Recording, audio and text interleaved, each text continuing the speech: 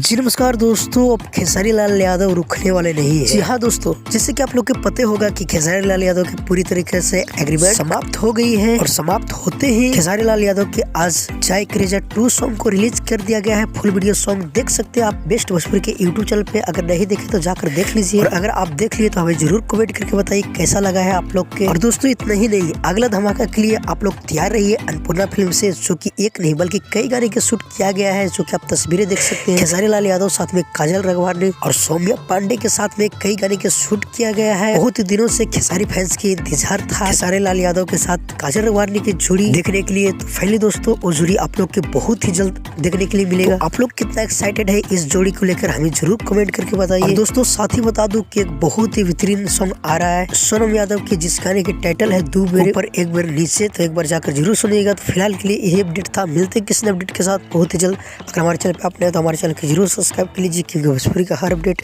सबसे पहले हमारे चैनल पे आता है। जब तक लिए जय हिंद, जय भोजपुरी।